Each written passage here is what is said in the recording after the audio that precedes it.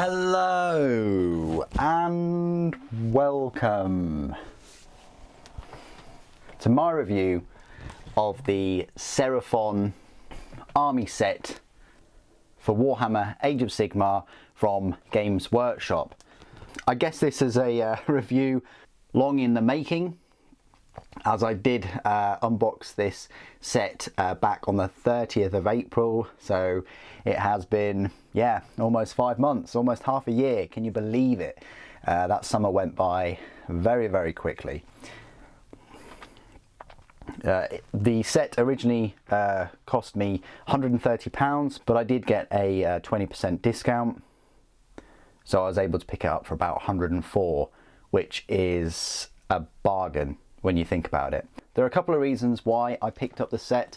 One is because I wanted to pick it up for the channel, and I think I said in one of the live streams that I would give you unboxings and reviews of every single new Seraphon release. I was interested in them about a decade ago, as the channel was just starting, but I never pulled the trigger because Space Marines. I was only just getting back into Warhammer as well, so to spend a load of money on the pterodactyls and things, whatever they're called, seemed like a lot. Although I've always loved dinosaurs ever since I was a child, so I knew it would happen one day, and of course this year it happened. So that's one of the reasons why I picked them up for the channel. The second reason is, as I've just said, I really like dinosaurs, and to have a dinosaur army in miniature form is just a dream come true. The third bonus reason, I guess, and why I picked this set up specifically, is because it included all new miniatures, and I think that's a very important positive when you're looking at starting a new army, or you're looking at Games Workshop releasing their army set. Some army sets don't include all brand new miniatures, but they include enough to make it worthwhile.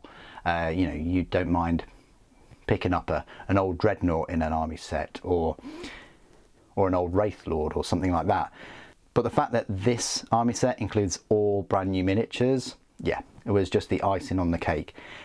It differs somewhat slightly to previous army sets in that there are a couple of omissions, but there are also a couple of admissions. The omissions are, there's no dice. Sometimes army sets include dice. Sometimes they include very basic dice, but I was really looking forward to some kind of like green or light blue translucent lizard Seraphon dice in the set, but that just never materialized, and that's a bit of a shame. And I think having just 20 dice specific to this set would have been lovely. As it stands, instead, this set includes a Slan Starmaster, the big toad frog creature thing at the back, which is a model that costs about £52 on its own, so that's half the box set price. It includes 2 units of Raptidon Chargers, and either of them you can build as Raptidon Hunters instead. So yes, you could have 10 Raptidon Chargers or 10 Raptidon Hunters, or 5 of each. And it also includes 10 Saurus Warriors, the brand new Saurus Warriors, which you can equip them with either the big clubs or the spears and the shields, which is what I've done. You're getting 4 units there with the army set.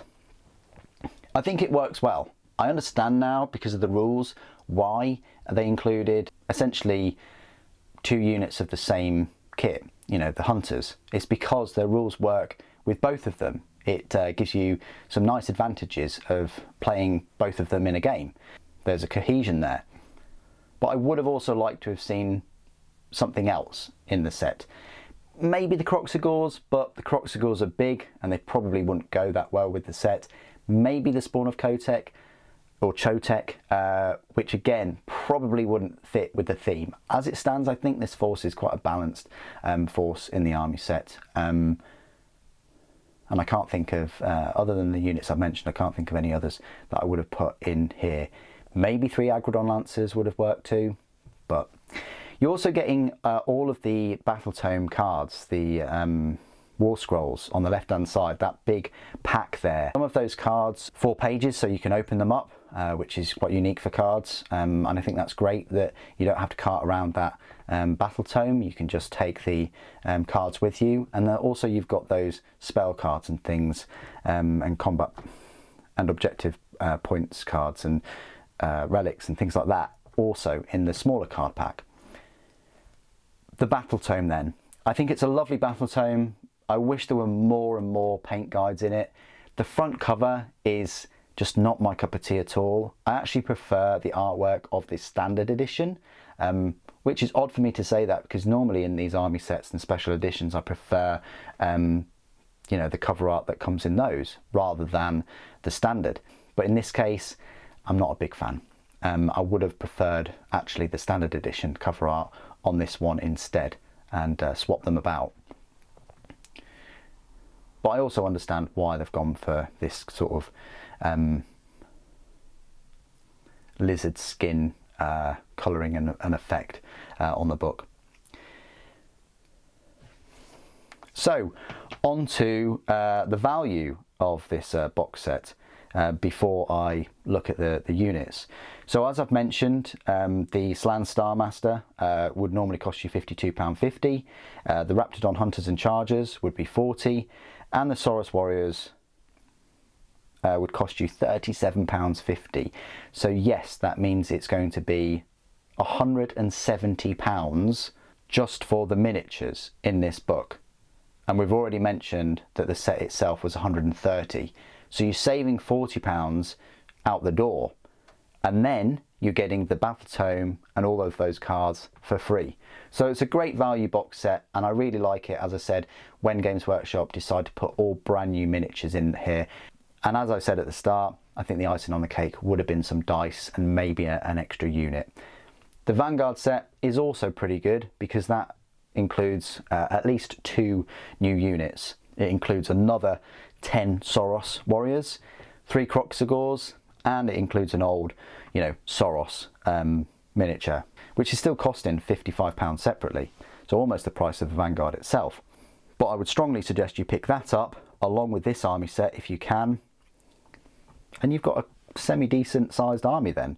You may only need to pad it out a bit with some skinks or a stegodon or even some ripidactyls, and maybe a couple of the unique units like the Saurus Scar Veteran or the Spawn of Kotek, or even the Skink Starseer and the Saurus Astrolith Bearer. So immense value in this army set.